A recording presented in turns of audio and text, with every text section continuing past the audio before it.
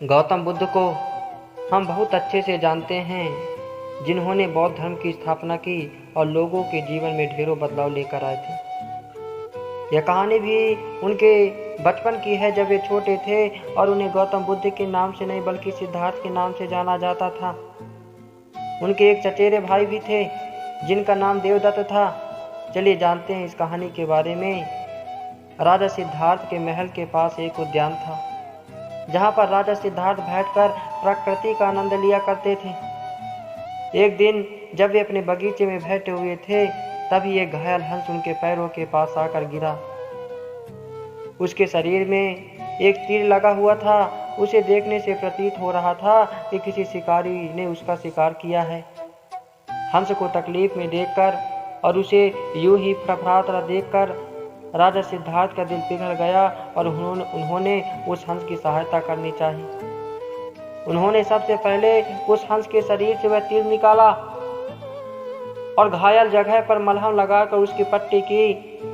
यह सब कर लेने के बाद देवदत्त कुछ खोजता हुआ सिद्धार्थ के पास आया।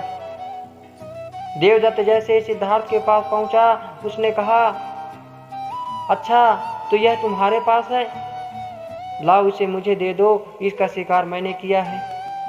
इसका शिकार करने में मुझे बहुत मेहनत करनी पड़ी थी। इस पर मेरा अधिकार है। देवदत्त की यह बात सुनकर सिद्धार्थ ने उससे कहा, नहीं, यह हंस घायल था और मेरे पास आया। मैंने इसकी मदद की और उसकी जान बचाई, इसलिए इस पर अधिकार मेरा है। दोनों भाइयों के बीच उस हंस के अधिकार को लेकर बहस होने लगी।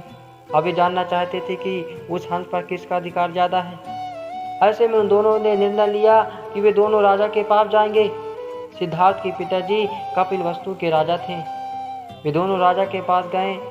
राजा के पास पहुंचते ही देवदत्त ने सबसे पहले कहा, महाराज, इस हंस पर सबसे ज़्यादा अधिकार मेरा है, क्योंकि मैंने इसका शिकार किया है। इस वजह से आप सिद्धार्थ से कहिए कि वह यह हंस मुझे दे दे। जैसे ही देवदत्त की बात पूरी हुई, तब राजा ने दोनों को शांत किया और उनसे पूछा कि पूरी बात क्या है, बताओ।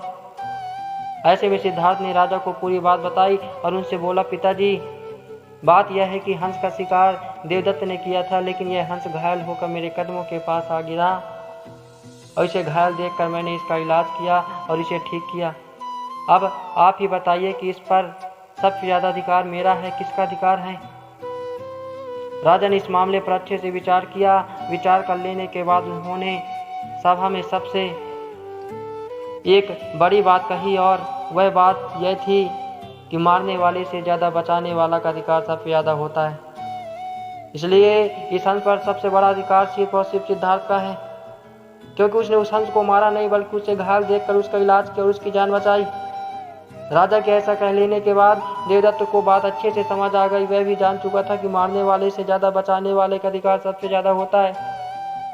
दोस्तों, इस कहानी से हमें यह सीख मिलती है कि मारने वाले से ज़्यादा बचाने वाला बड़ा होता है और उसका अधिकार भी मारने वाले से ज़्यादा होता है। इसलिए हमें भी दूसरों की मदद करनी चाहिए और परेशान लोगों की सहायता करनी चाहिए। ऐसा करने से हम अपने आसपास के समाज को अच्छा और बेहतर बनाते हैं। एक अच्छा समाज ही एक अच्छे देश की पहचान होती है। इसलिए आप भी आज से प्रण लीजिए कि आप भी दूसरों की सहायता जरूर करेंगे।